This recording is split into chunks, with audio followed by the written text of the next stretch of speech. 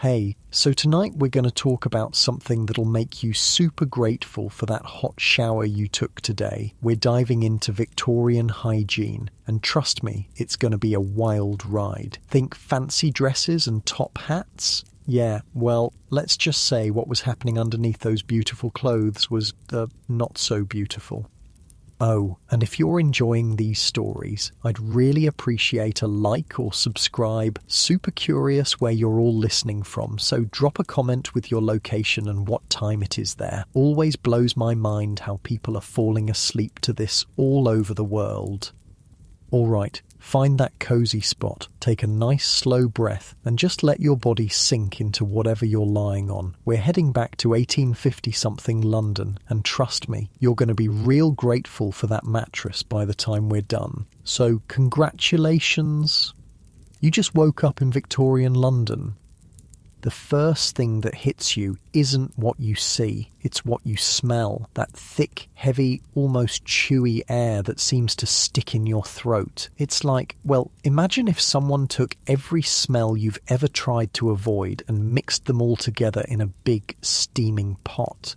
Human waste. Rotting garbage. Smoke from thousands of coal fires. And something else. Something sweet and sick and wrong that you can't quite place. You shift slightly in your bed, whatever bed you're lucky enough to have, and immediately feel how different everything is. The sheets, if you have sheets, feel rough against your skin, scratchy, nothing like the soft cotton you're used to, and they smell. Well, let's just say fabric softener won't be invented for another century or so. Good news? You're alive. Bad news? Well, basically everything else.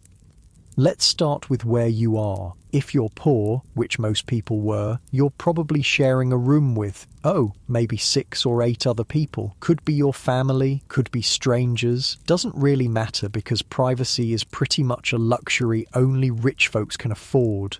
The room is maybe 10 feet by 12 feet. That's it. And everyone's just there.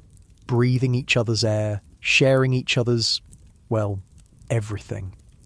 The walls are damp, always damp. There's this weird green stuff growing in the corners that nobody talks about, but everybody pretends not to see. Your breathing naturally slows in and out as you take in this strange, smelly new world.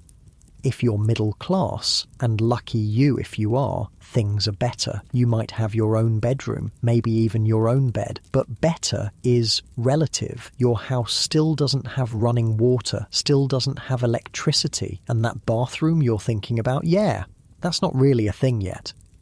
Now, here's where it gets interesting. Everyone in this era thinks they're clean, like genuinely believes they're maintaining good hygiene. It's just that their definition of clean is, well, let's call it different. Take bathing, for example. You know that daily shower you took? That long, hot, relaxing wash where you shampooed your hair and scrubbed every inch of your body? Forget it. Not happening. In fact, if you suggested taking a full bath every day, people would think you were genuinely insane. A comfortable sigh escapes, because even thinking about their bathing schedule makes you appreciate that warm shower even more. See, Victorians believed that bathing too much was actually dangerous, like medically harmful. They thought all that water would weaken your constitution, make you sick, maybe even kill you. So most people, they'd take a full bath maybe once a week. If they were fancy, if they were poor, maybe once a month, maybe. But here's the thing, they weren't just sitting around dirty, they had this whole system worked out. It was called a sponge bath, and basically you'd wash the important bits. Face, hands, armpits, and the naughty bits. That was it. Everything else? Well, everything else could wait until bath day. Picture this. You're standing in your bedroom, because that's where most people washed, next to a little wooden stand with a bowl and a pitcher of cold water. Cold, because hot water on demand, that's basically magic at this point. You pour the water into the bowl, grab a cloth or a sponge, and you just spot clean. like you're detailing a car, but the car is your body, and the detailing is minimal. Your shoulders drop, releasing some of that tension as you imagine how different their mornings must have been. The wealthy folks, they had it a bit better. Some of them had these fancy copper bathtubs that servants would fill with hot water carried up from the kitchen, but even they weren't bathing daily, maybe twice a week if they were real hygiene enthusiasts. And get this, by multiple people would often use the same bath water. Dad goes first, then mum, then the kids in order of age. By the time little Billy gets his turn, that water is, well, let's just say it's more like soup than water. Teaching people how to take a bath. Can you imagine? Bath for Dummies, but in 1858. These books had rules, because apparently that could kill you. Don't wash your face when travelling unless you can purify the water with alcohol or ammonia first. Take Russian baths, where you wash your face with extremely hot water, then extremely cold water to prevent wrinkles. Getting more comfortable now, settling deeper into your bed, and honestly, their bathing advice sounds exhausting. Now let's talk about teeth. Oh boy, let's talk about teeth. Toothbrushes existed, but they were expensive, and how do I put this? Not great. They had wooden handles and bristles that were basically just really stiff animal hair. Like, imagine brushing your teeth with a tiny scrub brush. One that costs about as much as you'd spend on groceries for a week. So, what did poor people do? Well, they got creative. Some people used celery, just chewed on celery and hoped for the best. Others made their own toothpaste out of chalk, soot, or powdered cuttlefish bone. Yeah, cuttlefish bone, in your mouth, on purpose. And if you had a toothache, well, good luck with that. Most places didn't have dentists. Instead, you'd go to your local barber or blacksmith. The same guy who cuts hair and shoes horses is now going to poke around in your mouth with whatever tools he's got handy. No anesthesia. No proper training. Just hope for the best and try not to scream too loud. A yawn escapes, and you're suddenly very grateful for modern dentistry. Hair washing was its own adventure. Remember, no shampoo. So what did people use? Well, eggs. Women would crack eggs over their heads and work the yolks into their hair like they were making breakfast on their scalp. Then they'd rinse it out with pitchers of water. The smell must have been interesting. Other popular options included vinegar mixed with water, black tea, rum, or rosemary. Basically, if it was in the kitchen and liquid, someone probably tried washing their hair with it. The wealthy had access to fancier concoctions, but even they were basically making their own shampoo out of whatever was lying around. And here's the kicker. They only washed their hair maybe once a month. Maybe. Women's hair was considered their crowning glory, so they'd pile it up in elaborate styles and leave it that way for weeks. They'd add oils and pomades to keep it healthy, but, well, those oils would go rancid after a while, so their beautiful hair would smell like rancid fat. Lovely. You shift slightly, finding a more comfortable position as you think about how different their daily routines must have been. Laundry was a whole other nightmare. No washing machines, obviously. Everything had to be done by hand, and soap was expensive, so people got creative. Oil stains were treated with chalk, blood and grass stains were removed with kerosene, other odours were fought with milk. And for bleaching? Well, they'd soak their clothes in urine. Human urine. Because urine contains ammonia, which is actually a pretty good cleaning agent. But still, urine. The whole process took forever. You'd haul water, heat it up, scrub everything by hand, rinse it, and then hang it to dry. A full wash day could take all day, literally all day. So most people only did laundry once a week if they were lucky. Some people went longer, which means, well, people wore the same clothes for days at a time, sometimes weeks. that beautiful Victorian outfit you're picturing? It probably hadn't been washed in a while.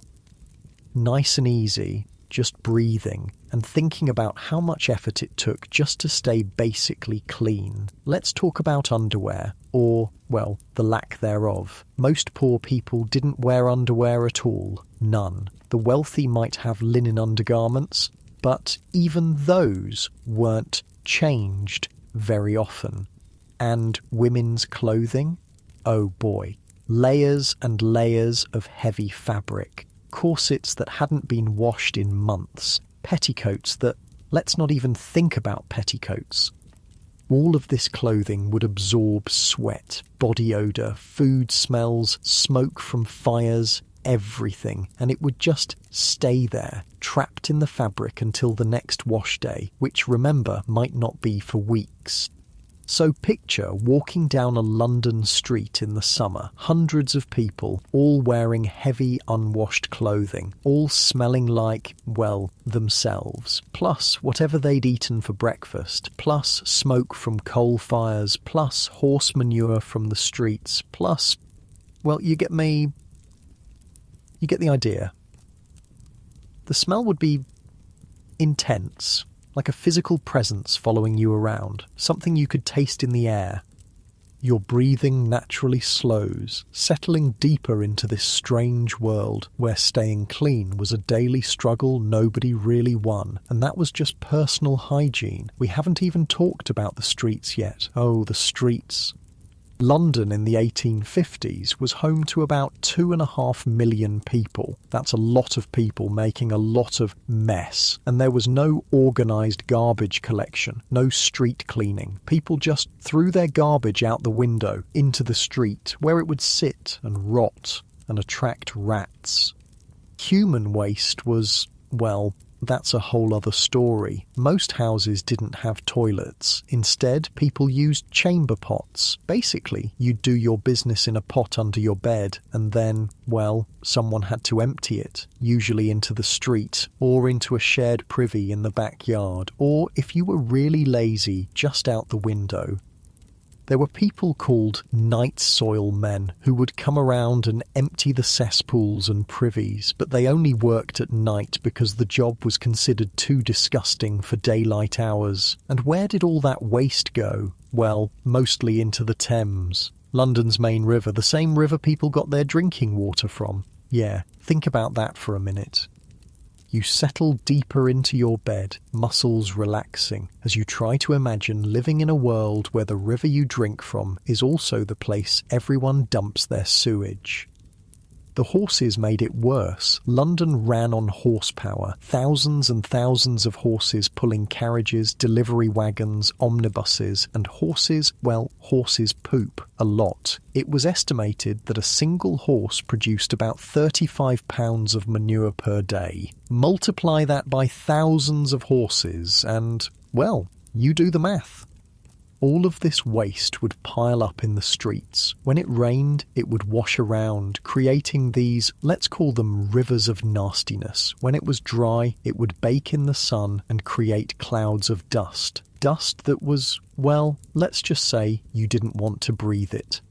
And yet, people did breathe it. Every day they walked through it, they lived with it, they thought it was normal because, well, everyone smelled the same. When everyone's environment is gross, gross becomes normal. That's it, getting more comfortable. Your muscles melting into the mattress as you think about how lucky you are to live in a time with soap and running water and actual garbage collection. The thing is, Victorians weren't stupid. They knew things were unpleasant. They just didn't really understand why people kept getting sick. They had this theory called miasma theory that basically said diseases were caused by bad air, bad smells. They thought if you could smell something foul, it could make you sick. Which, I mean, they weren't completely wrong. Bad smells usually meant bad sanitation, and bad sanitation definitely led to disease, but they thought the smell itself was the problem, not the underlying conditions causing the smell. So their solution was perfume.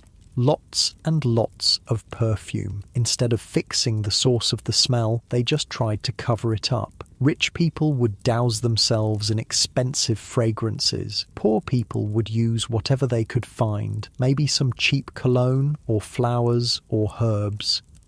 But here's the thing about trying to cover up the smell of unwashed bodies, unwashed clothes, and sewage-filled streets with perfume. It doesn't really work. It just creates this weird, sickly sweet combination that's somehow worse than the original smell. Imagine vanilla air freshener mixed with, well, a porta potty. That's basically what wealthy Victorians smelled like. A comfortable sigh escapes, and you're so grateful for modern understanding of hygiene and disease. Women had it particularly rough. Their clothing was even more complicated than men's. Layers and layers of heavy fabric, corsets that made breathing difficult, long skirts that dragged on the ground, picking up everything, and they were expected to look perfect at all times. Makeup existed, but it was dangerous. Face powder often contained lead, rouge contained mercury, and since people didn't understand what these chemicals could do to the human body, well, many Victorian women were literally poisoning themselves in the name of beauty. Hair dye was even worse. There was this popular product called Hall's Hair Renewer that promised to hide grey hair and restore youthful colour. The secret ingredient? Lead. People were rubbing lead directly into their scalps, wondering why they felt sick all the time. Your shoulders drop, releasing tension. As you think about how much we've learned about chemistry and safety. And then there were the beauty routines. Without modern skincare, people came up with interesting solutions. They'd use lemon juice to lighten freckles, butter to moisturize dry skin, raw meat as face masks. They'd sleep with slices of raw beef on their faces, thinking it would keep them looking young. The smell in a Victorian bedroom, especially a wealthy Victorian bedroom with all these beauty treatments, must have been complex. Raw meat, lead-based cosmetics, unwashed hair with rancid pomade, and whatever perfume they were using to try to cover it all up. But you know what? They made do. They adapted. They found ways to feel clean and attractive within the constraints of their world. It's actually kind of impressive when you think about it. They were working with what they had, doing their best with the knowledge available to them. Getting cozy now. Really settling in. And there's something almost admirable about their resourcefulness, even if their methods were questionable. The wealthy had servants to help with the worst of it, maids to empty chamber pots, laundresses to deal with the clothes, bath attendants to heat and carry water, but the servants themselves, well, they were often even dirtier than their employers. They couldn't afford to take time for personal hygiene when they were busy maintaining everyone else's. Poor people just did their best, shared resources, helped each other out, and accepted that being clean was a luxury they couldn't afford. They focused on survival, on finding enough food to eat, enough work to pay rent, enough coal to keep warm. Hygiene was something you worried about when you had everything else figured out. And in 1850-something London, most people definitely did not have everything else figured out. Nice and easy, breathing deeply as you imagine trying to navigate daily life in a world where everything was harder, where taking a bath was an event that required planning, where brushing your teeth was a luxury, where staying clean was a constant battle against a dirty world. The funny thing is, they probably would have looked at our modern obsession with cleanliness and thought we were crazy. Daily showers, changing clothes every day, washing our hands multiple times a day. They would have worried we were washing away our natural defences, making ourselves weak and susceptible to disease.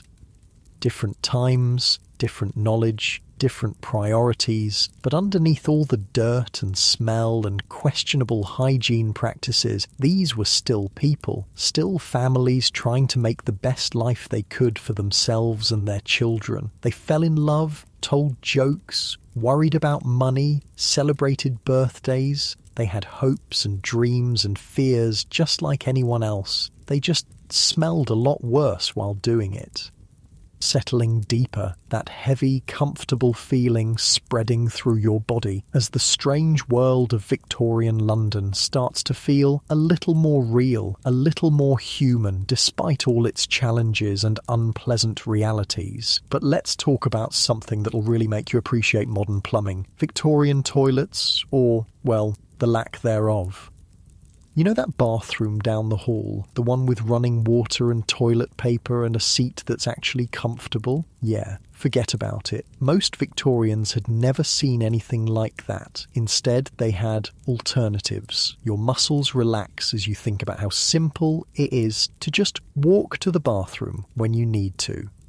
If you were poor, and again, most people were, you shared an outhouse with maybe 100 other families. Picture this, one wooden shack built over a deep pit in a shared courtyard behind a row of houses. No privacy, no paper, no way to wash your hands afterward, just a hole in the ground with a wooden seat over it.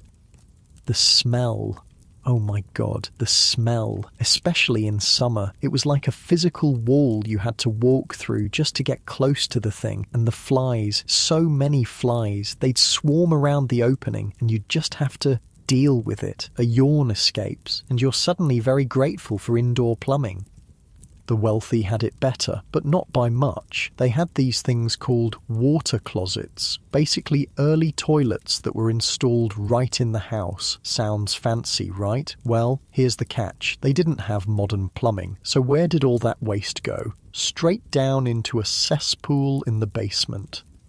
Yeah, a big open pit of human waste directly under the house, just sitting there, fermenting. The idea was that eventually someone would come and empty it, but, well, that didn't always happen on schedule. When the cesspool got full, the smell would start seeping up through the floorboards. The whole house would reek, and I mean reek. People would wake up in the morning feeling sick from the fumes that had been building up overnight. So they'd call the night soil men. These were the guys who specialised in emptying cesspools and privies. They only worked at night because, well, the job was considered too disgusting for daylight hours. Can you imagine? The work was so gross that it was literally illegal to do it when people could see. Your breathing naturally slows, settling deeper as you try to imagine living above a basement full of sewage. These night soil men would show up with shovels and buckets and, well, they'd dig. They'd haul buckets of human waste up from the basement and load it onto carts. The smell during this process was indescribable. Neighbours would close their windows and stuff rags under their doors, but the stench would still seep in.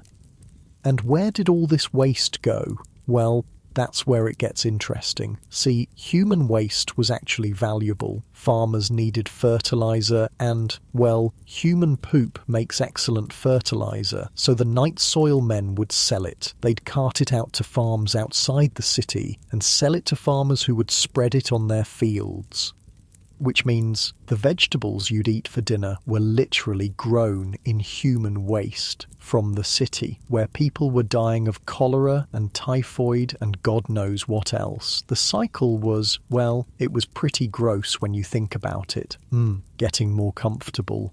And honestly, thinking about their farming practices makes you appreciate modern agriculture. But here's the thing, even this system was breaking down by the 1850s. London was just too big, too many people producing too much waste. The night soil men couldn't keep up. Cesspools were overflowing, streets were flooded with sewage when it rained, and diseases were spreading like wildfire. People were getting desperate. Some folks just gave up on the cesspool system entirely. They'd dump their chamber pots directly into the street, or out the window, or into the nearest river or stream. And guess what all those rivers and streams led to? The Thames, London's main source of drinking water. So people were literally drinking water contaminated with their own sewage, and wondering why they kept getting sick. Your shoulders drop, releasing that tension as you think about how obvious the connection seems now. The government knew there was a problem. Scientists knew there was a problem. Hell, everyone with a nose knew there was a problem, but nobody could agree on what to do about it. Some people thought the solution was to build more cesspools. Others wanted to dump everything into the Thames and let the river carry it away. Still others thought they should just live with it. After all, London had always smelled bad. Why change now? And then came the summer of 1858. Oh boy, the summer of 1858. It was hot, like really hot. Temperatures that London just wasn't used to. Day after day of blazing sun and no rain. The Thames started running low, leaving thick deposits of sewage on the riverbanks, and in that heat, well, things started to ferment. The smell was beyond description. Imagine every gross smell you've ever encountered, multiply it by 1,000, and then imagine having to breathe it 24 hours a day. People were vomiting just from walking near the river. Families were abandoning their homes if they lived too close to the Thames. A comfortable sigh escapes, and you're so thankful for modern waste management.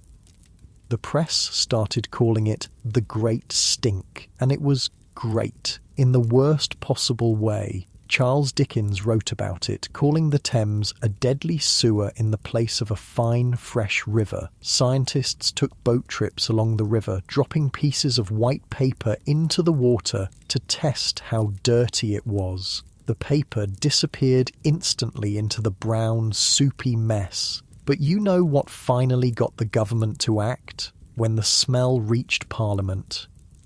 See, the Houses of Parliament sit right on the banks of the Thames, and in the summer of 1858, with the windows open for ventilation, well, the smell just poured in. Members of Parliament were literally fleeing the chamber, handkerchiefs pressed to their noses, gagging and retching. They tried dousing the curtains with lime and chloride to mask the smell. Didn't work. They considered relocating the entire government away from Westminster. That's how bad it was. The smell was so horrific that they were willing to abandon their brand new, expensive Parliament building rather than deal with it. Finally, they decided to do something about the sewage. That's it. Just relaxing into the story, thinking about how sometimes it takes a crisis to force change. They put a guy named Joseph Basil Jett in charge of fixing London's sewage problem. Poor bastard. Can you imagine getting that job? Hey Joe, we need you to figure out what to do with 2.5 million people's worth of poop, and we need it done yesterday. But Basil Jett was brilliant. He came up with a plan that was, well, it was audacious. He wanted to build a completely new sewer system for the entire city, not just patch the old one, build a brand new one from scratch. The plan involved building over 1,000 miles of new sewers under London's streets. These sewers would connect to main intercepting sewers that would carry all the waste downstream, away from the city centre, way downstream, like 8 miles downstream, where it would be dumped into the Thames estuary at high tide. The scale of the project was insane. They had to dig up half the city, demolish entire neighbourhoods, relocate thousands of families, build massive pumping stations to move the sewage uphill, line everything with millions of bricks, create embankments along the Thames to house the new sewers. Your breathing slows, nice and easy, as you imagine the incredible amount of work this must have required. It took years of constant construction, constant noise, constant disruption, streets torn up everywhere, the smell of cement and brick dust mixing with the smell of sewage, workers covered in mud and worse, digging tunnels deep underground, and the cost? Oh, the cost. In today's money, we're talking about billions of pounds, maybe tens of billions. The government had to raise taxes, issue bonds, borrow money from banks. People complained constantly about the expense. But you know what? It worked. When the new sewer system finally came online, the change was immediate. The smell disappeared. The Thames started running cleaner. Disease rates plummeted. People could actually walk along the river without gagging. It was like magic. All those years of living with the stench, and suddenly it was just gone. Settling deeper into your bed, feeling that heavy, comfortable weight, and thinking about how amazing it must have felt to finally be able to breathe clean air. The new system wasn't perfect, of course. They were still dumping raw sewage into the Thames, just further downstream, where it was someone else's problem. And the pumping stations broke down sometimes, causing temporary backups and overflows. But compared to what they'd been living with, it was a miracle. Unfortunately, not everyone benefited equally. The wealthy neighbourhoods got connected to the new system first. The poor areas, well, they had to wait, sometimes for years. So while the rich were enjoying their new, odour-free lives, the poor were still dealing with overflowing cesspools and sewage in the streets. Some things never change, right? But even for the poor, things gradually got better. As more areas got connected to the new system, public health improved across the board, cholera outbreaks became less frequent, typhoid rates dropped, people stopped dying from diseases that were entirely preventable. A yawn slips out. And you're thinking about how much we take for granted. Clean water, functioning sewers, toilet paper. Speaking of toilet paper, yeah, that wasn't really a thing yet. The first commercially produced toilet paper wasn't sold until the 1870s, and even then it was expensive and not very common. So what did people use? Well, whatever they could find. Old newspapers were popular among the middle class. Corn cobs were common in rural areas. Leaves, if you could find them. Rags that could be washed and reused. The wealthy might have soft cloths or even sponges, but most people just made do with whatever was available. And since there was no running water in most bathrooms, well, hand washing after using the toilet wasn't exactly standard practice, which brings us back to disease. So much disease. Cholera was the big killer. It would sweep through London in waves, killing thousands of people at a time. Poor areas were hit hardest because they had the worst sanitation, but the disease didn't discriminate. Rich people died too, and doctors had no idea what caused it. Remember, this was before germ theory, before people understood that diseases were caused by bacteria and viruses. They thought cholera was caused by bad air, by breathing in the foul smells from sewage and rotting garbage. Your muscles relax, sinking deeper into the mattress as you think about how scary it must have been to live in a world where disease struck randomly and doctors couldn't explain why. So their treatments were, well, let's call them creative. They'd try to purify the air with strong-smelling herbs. They'd burn sulfur or tar to create smoke that would supposedly chase away the disease. They'd give patients massive doses of opium or alcohol, thinking it would help them fight off the infection. None of it worked, of course. People kept dying. Families would lose multiple members in a single outbreak. Children were especially vulnerable. And through it all, the sewage kept flowing into the Thames, the same river people were drinking from. There was this one doctor, John Snow, who figured out the connection between contaminated water and cholera. He proved that people were getting sick from drinking sewage-contaminated water, not from breathing bad air. But nobody believed him. The medical establishment thought he was crazy. It wasn't until years later, after the Great Stink and the new sewer system, that people started to accept his theory. By then, thousands of people had died needlessly, nice and easy, just breathing, and thinking about how frustrating it must have been to know the solution, but not be able to convince anyone to listen.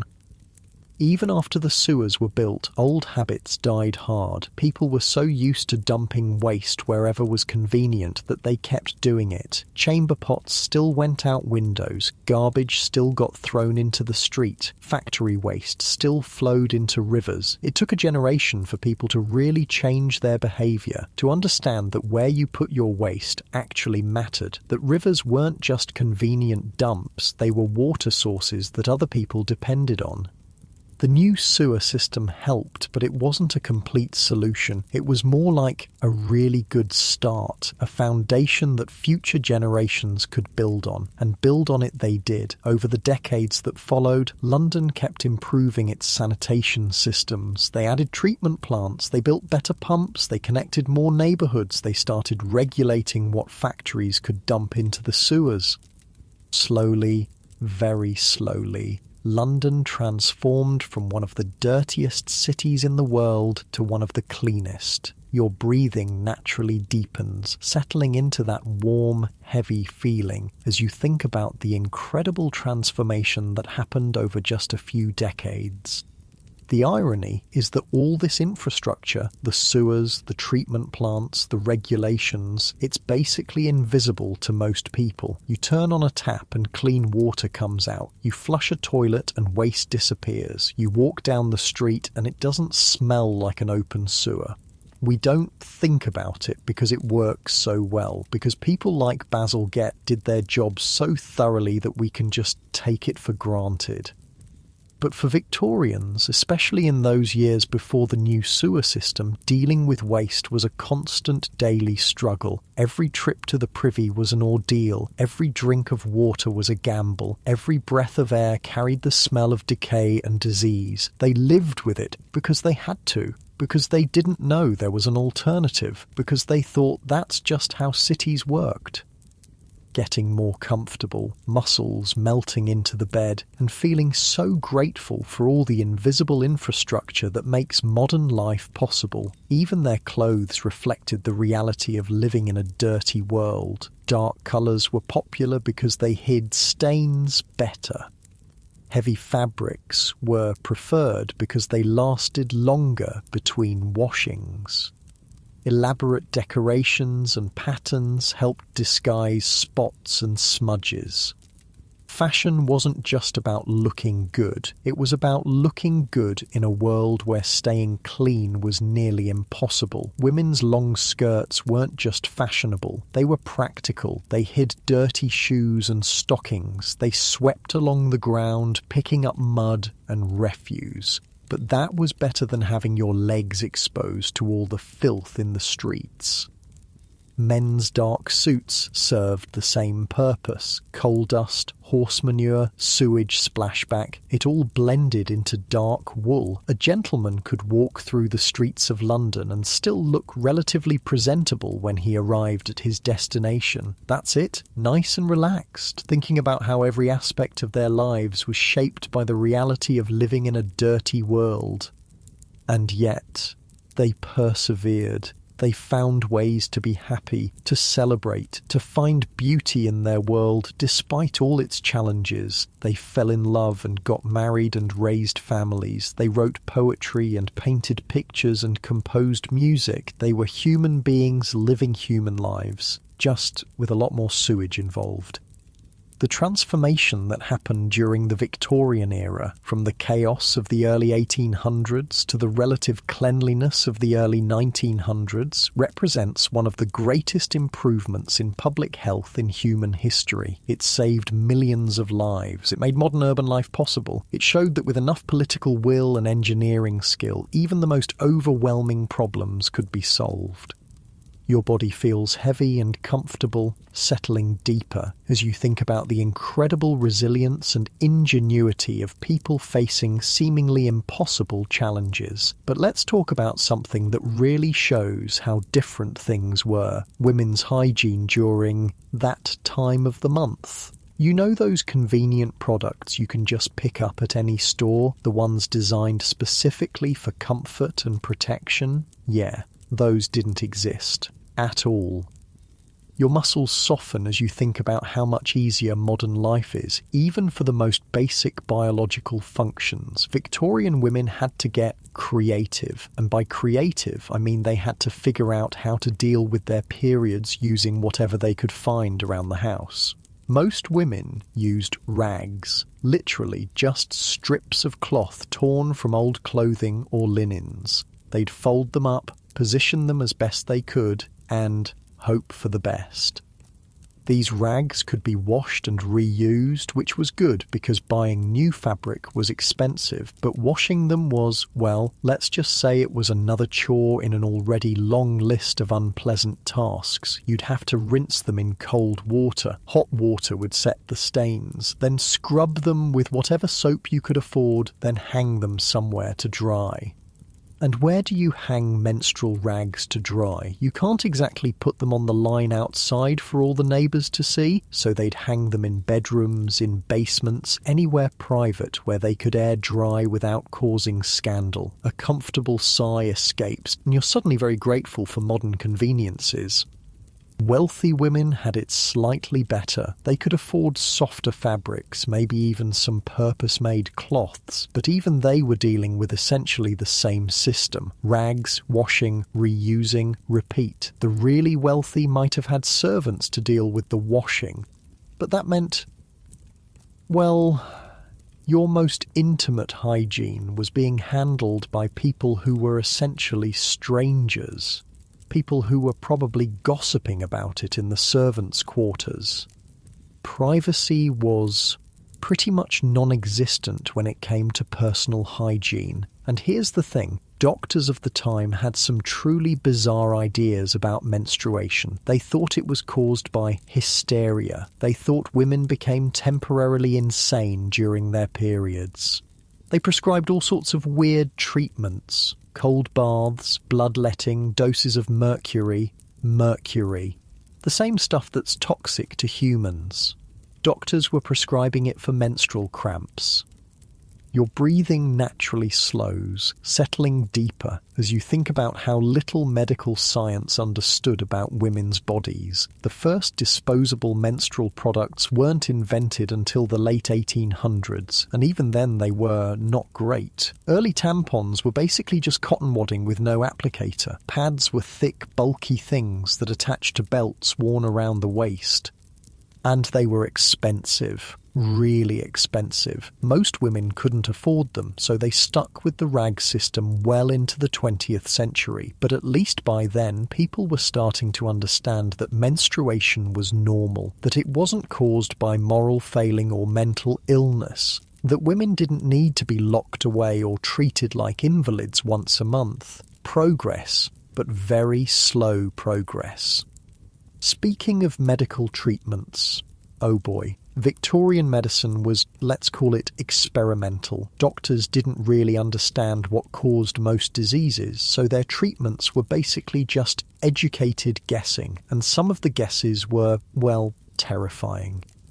Take bloodletting, for example. Doctors thought that most illnesses were caused by having too much blood, so their solution was to drain some out. They'd use leeches or make cuts in your arms or use special cups to suck blood out through your skin. Feeling weak and dizzy?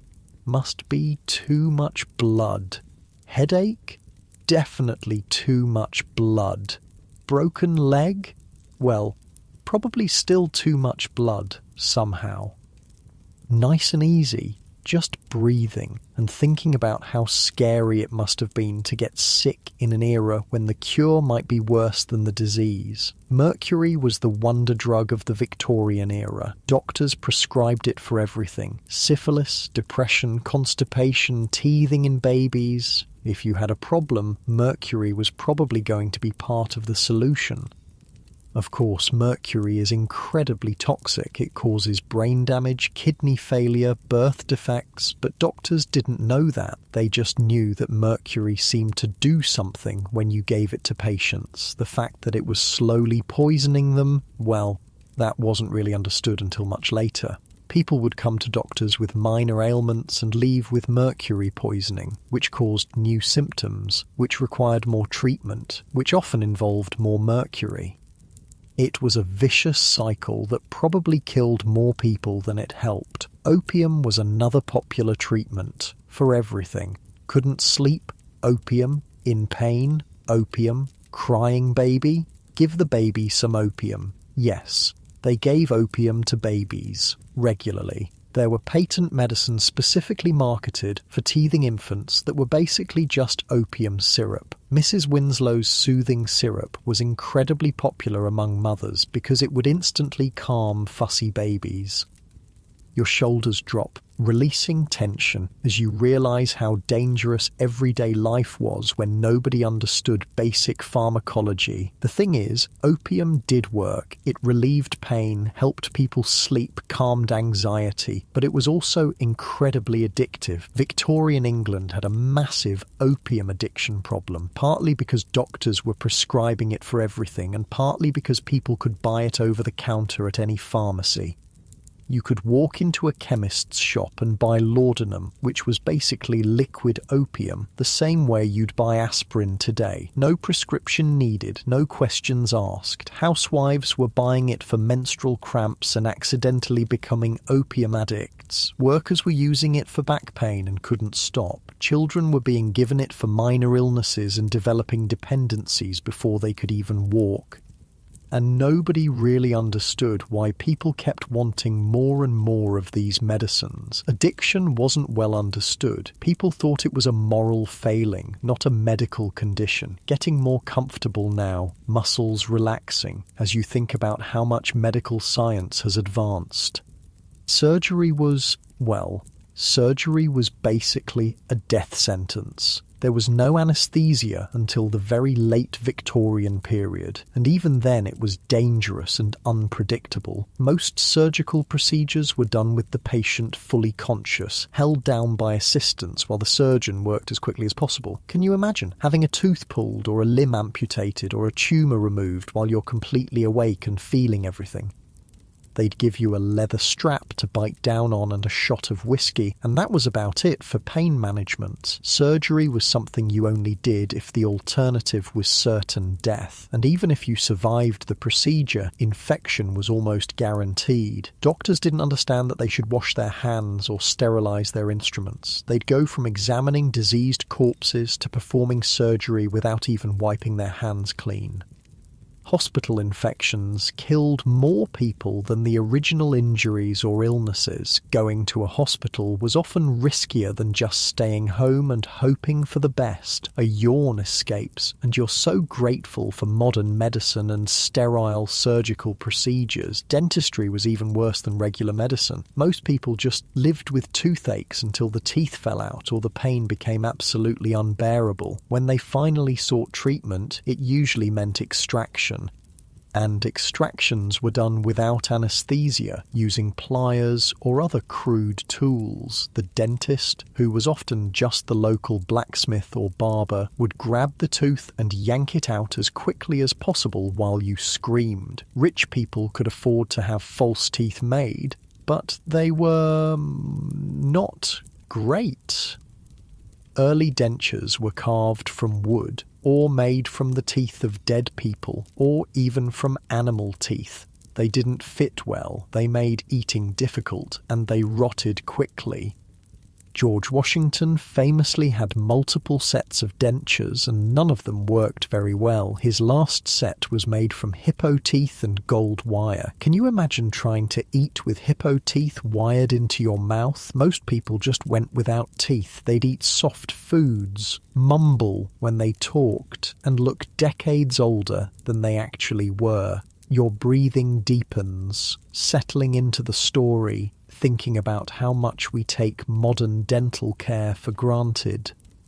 But here's something interesting. Despite all these medical challenges, people still tried to look their best. Beauty standards existed, and people went to incredible lengths to meet them. Pale skin was fashionable because it showed you didn't have to work outside in the sun. So women would do everything possible to stay pale. They'd use parasols, wear long gloves, cover their faces with veils. And if natural paleness wasn't enough, they'd use makeup. Lead-based face powder was incredibly popular because it created a perfectly white, smooth complexion. The fact that lead causes brain damage and death, well, that wasn't really understood. Women would literally poison themselves daily for the sake of fashion. Rouge was made with mercury or other toxic substances. Lipstick contained lead. Eyeliner was made with antimony, which could cause blindness. Getting ready for a fancy party meant covering yourself in toxic metals and hoping you didn't get sick before the evening was over. That's it, nice and relaxed, muscles melting into the mattress as you think about the irony of people trying to look healthy while slowly poisoning themselves. Hairstyling was another adventure. Without modern products, women had to get creative. They'd use sugar water to create hold or beer to add body and shine. They'd sleep with their hair wrapped around rags or sticks to create curls. And they'd rarely wash it. Remember, hair washing was a monthly event at best, so all these styling products would just accumulate, layer after layer of sugar, beer, pomade, powder, all building up over weeks until it formed a kind of helmet around their heads. The smell must have been complex, sweet and sour and rancid all at the same time. Wealthy women might have elaborate wigs instead of styling their natural hair. These wigs were, well, they were works of art, towering structures with feathers and jewels and even miniature ships or gardens built into them. But wigs had their own problems. They were hot and heavy. They attracted lice and other insects. And they were expensive to maintain. You had to take them to a specialist to be cleaned and restyled. Plus, if you wore the same wig for weeks at a time, well, your scalp underneath wasn't getting much air or cleaning. Scalp infections were common among fashionable women. Your body feels heavy and comfortable, settling deeper as you imagine the discomfort of wearing a massive, insect-infested wig just to look fashionable. Men had their own grooming challenges. Shaving was done with straight razors, basically just very sharp knives. No safety features, no electric razors, just a blade that could easily slice your throat open and whatever skill you'd managed to develop. Most men went to barbers for shaving, but that meant sharing razors with dozens of other men, razors that weren't sterilised between customers, so you could go in for a shave and come out with someone else's skin disease. Wealthy men might have had their own personal razors, but even then, keeping them sharp and clean was a constant challenge, and moustaches and beards were popular, partly because they were easier to maintain than being clean-shaven. You could trim them occasionally and otherwise just let them grow, much safer than daily shaving with a straight razor. The downside was that facial hair trapped food, tobacco, dust and all the other debris floating around Victorian air. Men's moustaches were basically filters for all the gross stuff in the environment. A comfortable sigh escapes, and you're thinking about how much simpler and safer modern grooming is. Public baths were starting to become popular in some areas, which was a huge improvement for people who didn't have bathing facilities at home. These were essentially large pools where multiple people would bathe at the same time, but, well, they came with their own set of problems. The water wasn't changed very often. People with all sorts of diseases and skin conditions would use the same pools, and there was no filtration or chemical treatment to kill bacteria. So while public baths were cleaner than not bathing at all, they were also excellent places to catch whatever diseases other bathers might be carrying. Still, they were popular because for many people it was the only chance they had for a real full-body wash. Workers would save up their pennies to afford a visit to the public baths once a week or once a month.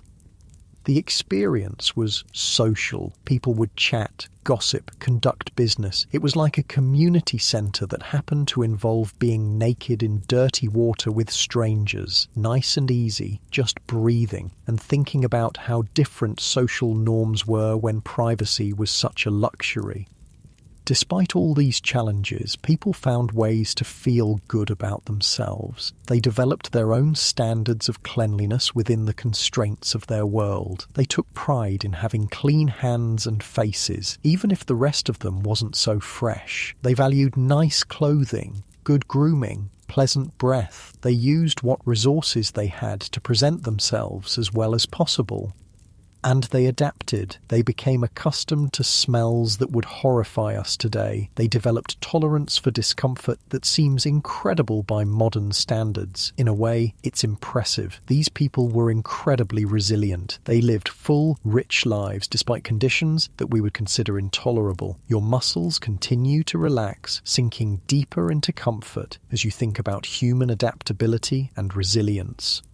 Children grew up in this environment and thought it was normal. They played in streets filled with garbage and sewage. They helped their families with laundry and chamber pots and all the unglamorous tasks of daily survival. And they still found ways to be children, to play games, tell stories, laugh with their friends. They adapted to their world just like children always do. The wealthy tried to shield their children from the worst of it, but even rich kids lived in a world without antibiotics, without vaccines, without basic understanding of hygiene and disease prevention. Childhood mortality was heartbreakingly high. Families would have many children knowing that only some of them would survive to adulthood. Parents couldn't protect their children from diseases they didn't understand. Yet people still fell in love, got married, had families. They still celebrated holidays and birthdays. They still had hopes and dreams for the future. They were living human lives in a world that was challenging in ways we can barely imagine. Getting cozy now, really settling in, and feeling a deep appreciation for all the invisible systems that keep us healthy and safe today. Now let's talk about food, because Victorian food hygiene was, well, let's just say you'd probably lose a lot of weight if you had to eat like a Victorian. Not because the food was healthy, because you'd be too terrified to eat most of it. Your muscles relax as you think about that clean, safe refrigerator in your kitchen, full of food that won't kill you. See, refrigeration didn't exist at all. The best people could do was ice boxes, and ice was expensive and hard to come by. Most people just kept their food at room temperature and hoped for the best, which meant that meat started going bad almost immediately after slaughter. Milk would sour within hours in warm weather. Vegetables would rot quickly without proper storage. So, how did people deal with this? Well, they got creative. And by creative, I mean they developed some truly questionable preservation methods. Salt was huge. People would pack meat in so much salt that it was basically mummified. It would last longer, but it was also, well, incredibly salty and tough, and not particularly nutritious after all that processing. Smoking was popular too. They'd hang meat in smokehouses for days or weeks, letting the smoke slowly dry and preserve it. Again, it lasted longer, but it was also carcinogenic as hell. People were basically eating charcoal-flavoured jerky for most of their protein. A yawn escapes. And you're so grateful for modern food safety regulations.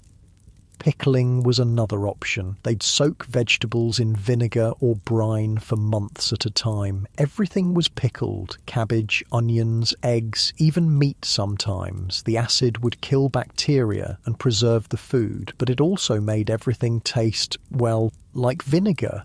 Imagine eating pickled everything for months at a time. Your poor stomach. And then there was the really desperate preservation method. Just eating food that was already going bad and hoping it wouldn't kill you. Meat that was starting to turn green, cover it with spices and cook it thoroughly. Milk that was curdling, turn it into cheese. Bread that was getting mouldy, cut off the worst parts and eat the rest. People developed iron stomachs out of necessity. They had to. The alternative was starvation. Your breathing naturally slows, settling deeper as you think about how much we take food safety for granted. But here's the really scary part. People couldn't tell what was safe and what wasn't. There were no expiration dates, no health inspectors, no understanding of bacteria or foodborne illness. So people would eat spoiled food and get sick, but they'd blame it on bad air or evil spirits or just bad luck. They didn't understand the connection between rotten food and illness. Milk was particularly dangerous. It was often watered down by unscrupulous vendors, and the water they used was, well, the same contaminated water everyone was drinking. So you'd buy milk thinking you were getting something nutritious, and instead you'd get diluted sewage water with a bit of actual milk mixed in. And baby formula? That wasn't a thing. If a mother couldn't breastfeed, they'd give babies cow's milk or goat's milk or whatever was available. Often this milk was contaminated or spoiled. Infant mortality from digestive illnesses was heartbreakingly common. Even when food was fresh, preparation was risky. Kitchens were dirty, knives were rarely cleaned properly, and people didn't understand cross-contamination. You'd cut raw meat on a wooden board, then slice bread on the same board without washing it. Getting more comfortable, and thinking about how many invisible food safety measures protect us every day. Working conditions made everything worse. If you worked in a factory, you'd be covered in soot and chemical residue all day. Then you'd come home and handle food with those same unwashed hands. Factory workers often ate their lunches right on the factory floor, surrounded by machinery that was leaking oil and spewing toxic fumes. They'd unwrap a piece of bread and eat it while breathing in lead dust or mercury vapor. Miners had it even worse. They'd spend all day underground, covered in coal dust or mineral particles, then eat their meals down in the mine. Black lung disease was common, partly from breathing contaminated air while eating. And agricultural workers, they were handling manure all day, both human and animal manure, remember, then eating their lunches with those same hands. No wonder disease spread so quickly in rural areas. People just didn't connect hygiene with health. They thought disease was caused by moral failings or bad luck or supernatural forces. The idea that washing your hands before eating could prevent illness was revolutionary. Your shoulders drop, releasing that tension, as you think about how basic hand washing has saved millions of lives. Even the wealthy had problems with food safety. Their cooks might have been better trained, but they were still working with the same spoiled ingredients and contaminated water as everyone else. Rich people could afford more variety in their diet, but variety didn't necessarily mean safety. They'd import exotic foods from other countries, foods that had been sitting in ship holds for months without refrigeration, tropical fruits that were rotting from the inside out, spices that were full of insects and mould. And fancy Victorian dinner parties, those elaborate multi-course meals that lasted for hours. The food was sitting out at room temperature the entire time. By the time they got to the 7th or 8th course, they were basically eating science experiments. Plus, wealthy people had this weird obsession with foods that were, well, intentionally gross. They'd eat things like potted meat, which was basically any kind of meat ground up and mixed with fat and spices, then packed into jars and left to ferment. They thought fermented foods were sophisticated. They'd eat cheese that was literally crawling with maggots and consider it a delicacy. Nice and easy. Just breathing. And honestly, some Victorian delicacies sound absolutely horrifying. The poor had their own food challenges. They couldn't afford fresh meat or vegetables most of the time, so they'd buy whatever was cheapest, which was usually whatever was about to go bad that the vendors couldn't sell to anyone else. There were markets specifically for second-hand food, meat that was starting to turn, produce that was bruised or rotting, dairy products that were past their prime. Poor people would shop these markets because it was all they could afford. And street vendors? Oh boy, street vendors would sell food that had been sitting out in the sun all day, covered in flies and dust and God knows what else. Meat pies made from mystery meat, milk that had been sitting in dirty containers, bread that was more sawdust than flour. But people were hungry, and hungry people eat whatever they can get. A comfortable sigh escapes, and you're thinking about how food insecurity makes every choice a gamble. Alcohol was often safer than water, which led to some interesting dietary habits. People would drink beer or wine with every meal, including children. It wasn't that they were trying to get drunk, it was that fermented beverages were less likely to make you sick than contaminated water.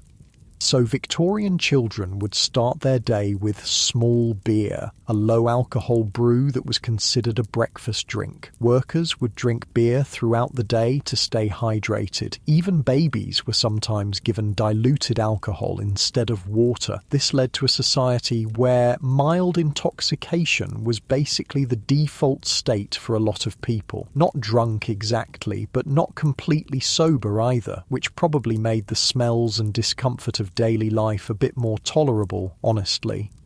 The spice trade existed partly because spices helped mask the taste of spoiled food. If your meat was going bad, you'd load it up with pepper and cinnamon and hope for the best. Strong flavours covered up the taste of decay. That's why Victorian cooking was so heavily spiced compared to earlier periods. It wasn't just about flavour, it was about survival. Your breathing deepens, settling into the story, thinking about how every aspect of their lives was shaped by the constant threat of illness and contamination. Public health measures were minimal. There were no health inspectors checking restaurants or food vendors, no regulations about how food should be stored or prepared, no requirements for clean water or proper waste disposal. If you got sick from eating contaminated food, that was just life, bad luck, something to endure and hope you survived. The first food safety laws weren't passed until the very end of the Victorian era, and even then they were limited and poorly enforced. It took decades of lobbying by reformers and scientists to convince governments that regulating food safety was actually important. Before that, it was basically buyer beware. If a vendor wanted to sell you rotten meat covered in flies, that was perfectly legal. If a baker wanted to mix sawdust into his bread to make it cheaper, no problem. Fraud was rampant in the food industry. Milk was watered down, beer was diluted, bread was mixed with chalk or alum to make it look whiter. People were paying for food and getting, well, not food.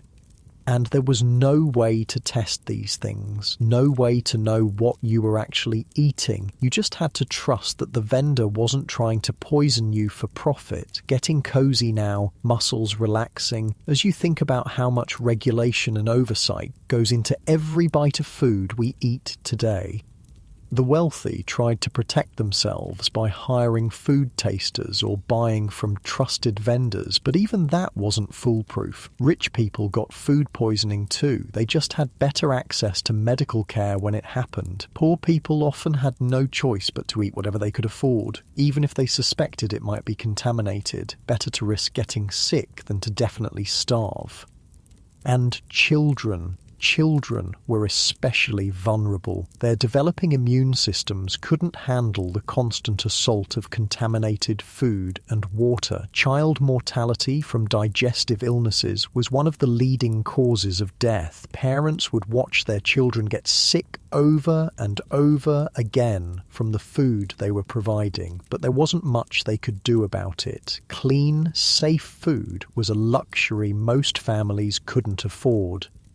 The gradual improvement in food safety over the late Victorian period probably saved more lives than any other single public health measure. When people could finally trust that their food wouldn't kill them, overall health improved dramatically. But it took decades of scientific research, political lobbying, and public pressure to make those changes happen. And even then, improvements came slowly and unevenly. That's it. Really settling in now, thinking about how many invisible systems work together to keep us safe and healthy. Personal hygiene standards started to improve gradually as well, but change was slow. The wealthy led the way, partly because they could afford soap and clean water, and partly because they had social pressure to maintain appearances. Middle-class families started bathing more frequently, maybe twice a week instead of once. They started changing their clothes more often. They invested in better soap and grooming products, but old habits died hard. Even wealthy families who could afford daily baths often didn't take them because they'd been raised to believe that too much bathing was unhealthy. And the poor, well, the poor were still struggling with basic survival. When you're working 14-hour days in a factory for barely enough money to buy food, spending money on soap and taking time for bathing feels like an impossible luxury. Social attitudes toward cleanliness were starting to shift, though. Being clean was becoming associated with being moral, respectable, successful. Dirty people were seen as lazy or immoral, regardless of their actual circumstances.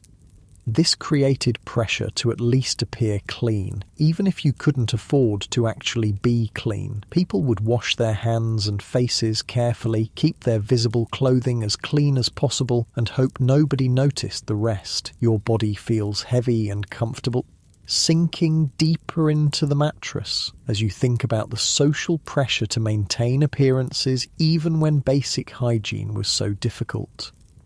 The invention of cheaper soap helped a lot. Early Victorian soap was expensive and harsh. It was made with lye and animal fat, and it would strip your skin raw if you used too much of it. But as manufacturing improved, soap became cheaper and gentler. Companies started marketing different types of soap for different purposes. Gentle soap for faces, strong soap for laundry, medicated soap for skin problems.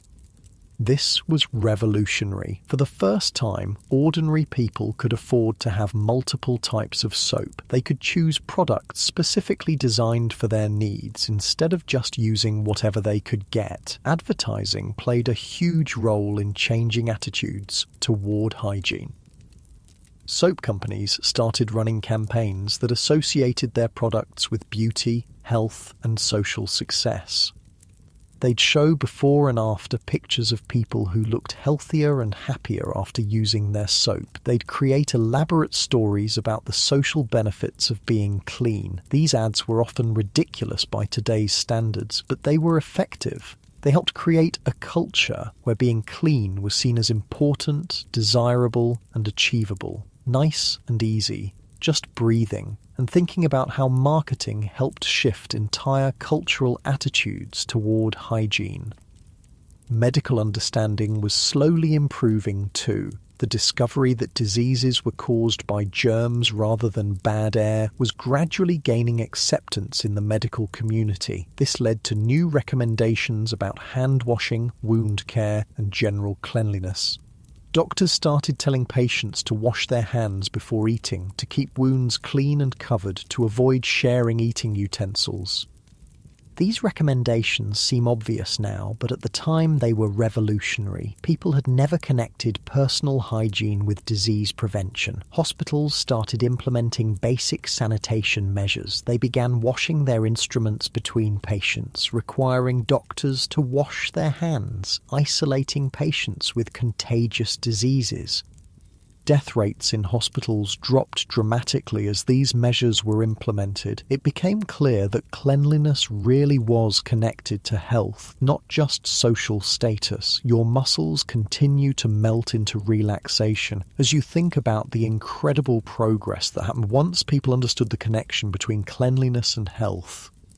Schools started teaching basic hygiene to children. They'd have lessons about washing hands, brushing teeth, keeping clothes clean. Children would bring these lessons home to their families, gradually spreading better hygiene practices throughout the community. This was especially important in poor areas where adults might not have access to health information, but children could learn it at school and share it with their families.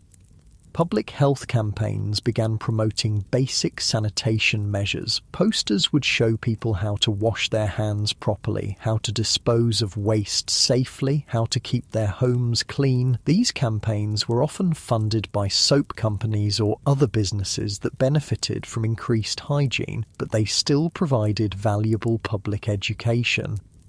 The message was simple but revolutionary. Being clean will keep you healthy. Taking care of your body is important. You have some control over whether you get sick. Settling deeper now, feeling that warm, heavy comfort as you think about how empowering it must have been to finally understand that you could take steps to protect your own health.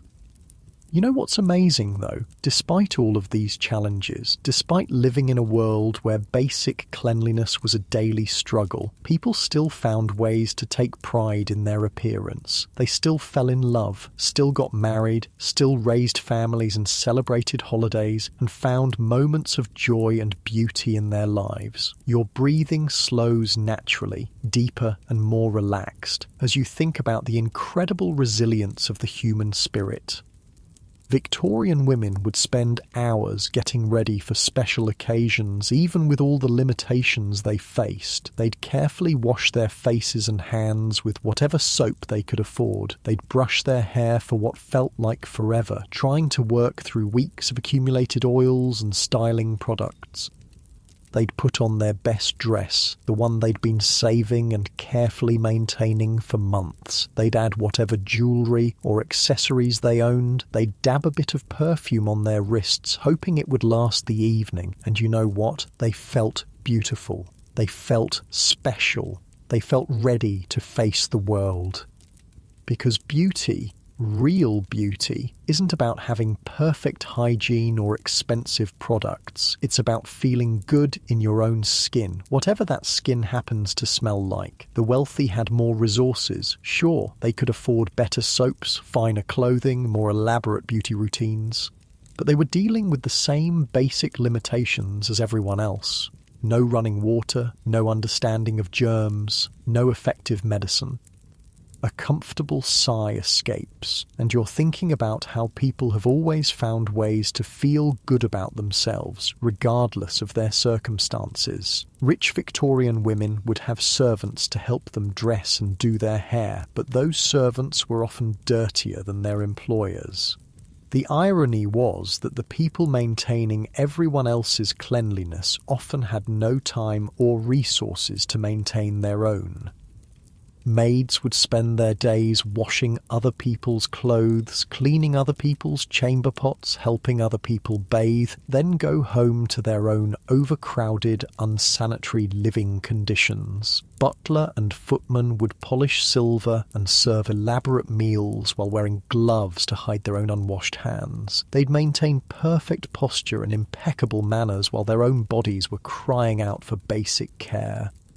The class system meant that cleanliness became a marker of social status. If you could afford to be clean, you were obviously successful. If you were dirty, you were obviously poor and probably morally deficient too. This created enormous pressure on working class people to at least appear clean. Even when they couldn't afford to actually be clean, they'd wash their hands and faces obsessively, keep their visible clothing as neat as possible and hope nobody looked too closely.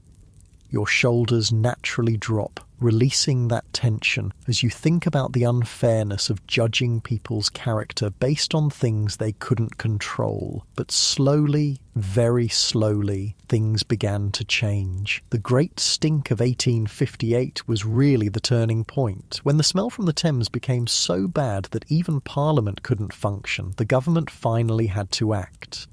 Bazalgette's sewer system wasn't just about moving waste away from the city centre, it was about fundamentally changing how people thought about sanitation and public health. For the first time, people could see that human engineering could solve problems that had seemed unsolvable.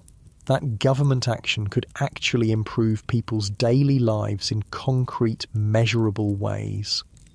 When the new sewers came online and the smell disappeared, it was like magic. People who had lived their entire lives breathing contaminated air suddenly found themselves able to walk along the Thames without gagging. Property values in previously undesirable areas shot up overnight. People started moving back to neighbourhoods they'd abandoned because of the smell. Businesses that had been struggling because customers wouldn't visit them suddenly found themselves thriving. Getting more comfortable, settling deeper into your bed as you imagine what it must have felt like to finally be able to breathe clean air. The psychological impact was enormous. People realised that they didn't have to just accept terrible living conditions. That change was possible, that their lives could actually get better. This sparked a whole movement toward urban reform. People started demanding better housing, cleaner streets, safer working conditions. They organised politically around public health issues. Women played a huge role in this movement. They were the ones dealing with most of the daily challenges of maintaining family health and hygiene. They understood better than anyone how desperately things needed to change. They formed organisations focused on public health, child welfare and sanitation reform. They lobbied for better housing laws, cleaner water supplies and improved medical care for the poor. These women were fighting for basic human dignity, the right to live in conditions that didn't make you sick, the right to raise children who might actually survive to adulthood. Your breathing becomes slower, more rhythmic, as you think about the courage it took to fight for change in a world that seemed determined to stay the same. Scientific understanding was advancing too. The work of people like Louis Pasteur was beginning to prove that diseases were caused by microorganisms, not by moral failings or bad air. This was revolutionary. For the first time in human history, people could understand why they got sick and what they could do to prevent it. Hand washing went from being a nice social custom to being a medical necessity. Cleaning wounds became a matter of life and death, not just aesthetics. Proper food storage and preparation could literally save lives. The implications were staggering. It meant that poverty didn't have to equal disease, that with proper knowledge and basic resources, people could dramatically improve their own health outcomes. Of course, translating this knowledge into practice took time. Old habits died hard. Many people continued to believe in traditional explanations for disease well into the 20th century, but gradually, very gradually, the message spread. Schools started teaching basic hygiene. Doctors started emphasizing prevention as well as treatment. Public health campaigns promoted hand washing and sanitation.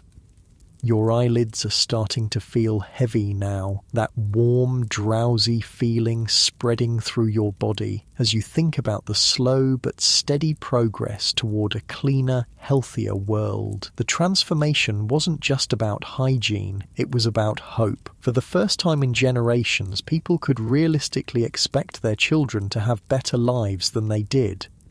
Child mortality rates began to drop. People started living longer. Diseases that had terrorized previous generations became less common. This created a positive feedback loop. As people got healthier, they had more energy to work on improving their conditions further. As living conditions improved, people got even healthier.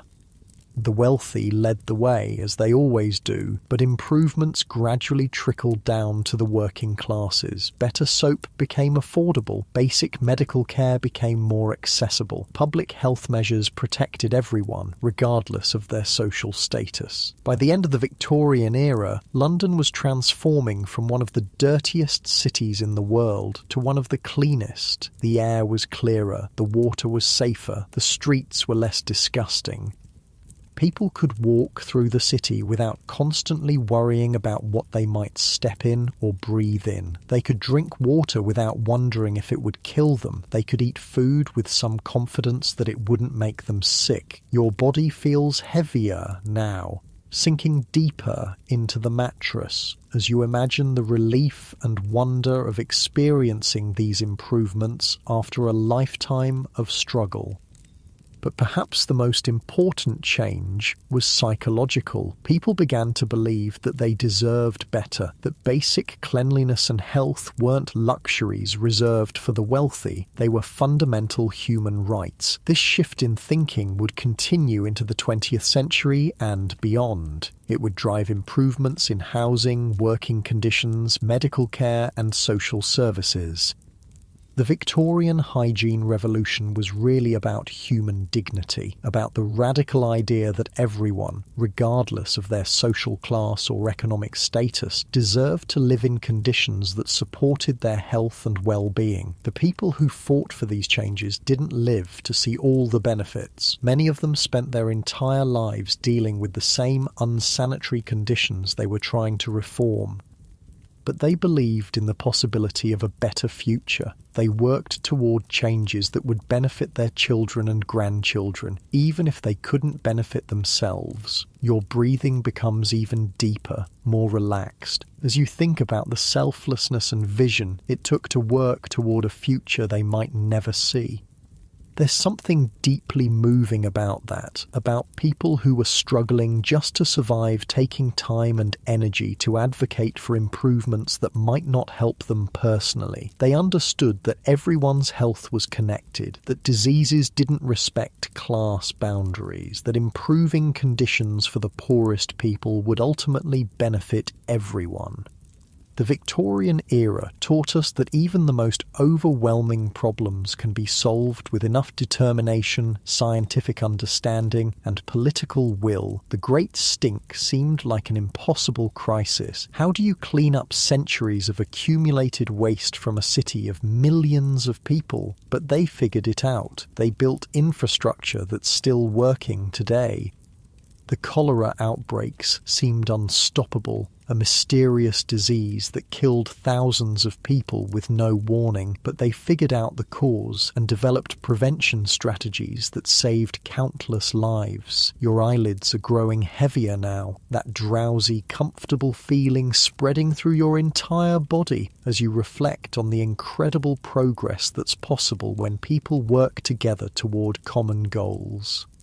Think about your own life for a moment. The shower you took this morning, the clean clothes you put on, the safe food you ate, the medicine you take when you're sick. All of these things exist because of the work that Victorian reformers started, because people who lived in truly terrible conditions refused to accept that things had to stay that way. They couldn't have imagined the world we live in now. Antibiotics that can cure diseases that killed millions of people. Water treatment plants that provide clean drinking water to entire cities. Food safety regulations that prevent most of the illnesses they dealt with daily. But they dreamed of a cleaner, healthier world. And they took the first crucial steps toward making that dream real. Your body feels completely relaxed now, heavy and comfortable against the soft sheets as you think about the long arc of human progress. We're still working on many of the same challenges they faced. Access to clean water and sanitation is still a problem in many parts of the world. Poverty still makes people more vulnerable to disease. Social inequality still affects health outcomes. But we've learned so much. We understand things that baffled them completely. We have tools and technologies they couldn't have imagined. And most importantly, we have their example. We know that change is possible, that even the most entrenched problems can be solved with persistence and creativity and hope. Your breathing is becoming slower now, deeper and more peaceful as you settle into the comfort of your clean, safe bed.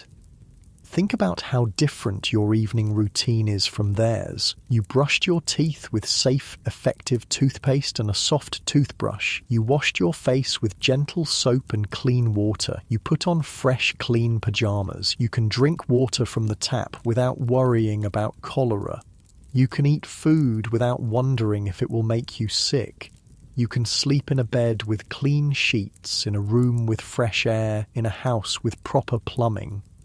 All of these things, these simple, everyday comforts, represent victories in the long struggle for human health and dignity. The Victorians who fought for these improvements would be amazed and delighted to see how far we've come. They'd probably be shocked by our daily hygiene routines, but they'd understand why they matter.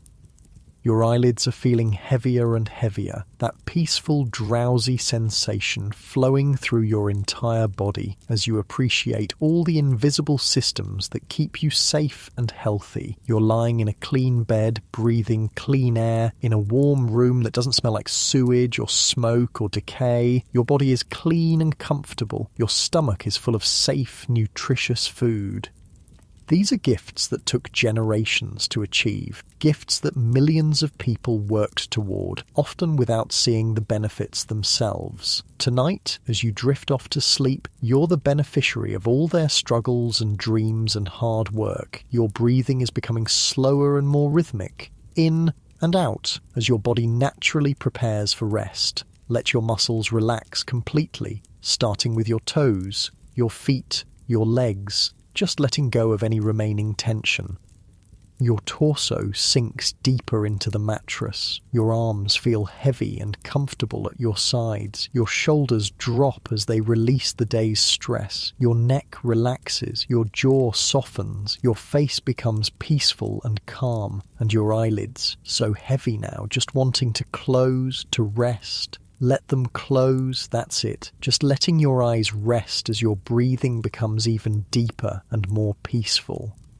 You're safe and clean and comfortable, surrounded by all the invisible protections that keep you healthy. Your mind is quiet now, drifting away from the struggles of the Victorian era and into the peaceful present, where the air is clean and the water is safe, and your bed is warm and soft.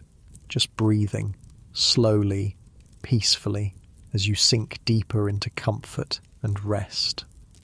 Letting go of the day, letting go of any worries, just floating in this space of gratitude and peace. Your body knows how to sleep, how to rest and restore itself, and you can just let it do what it knows how to do, deeper and deeper into peaceful sleep, where your dreams are gentle and your rest is complete, safe and clean and comfortable, drifting off now into the soft embrace of sleep.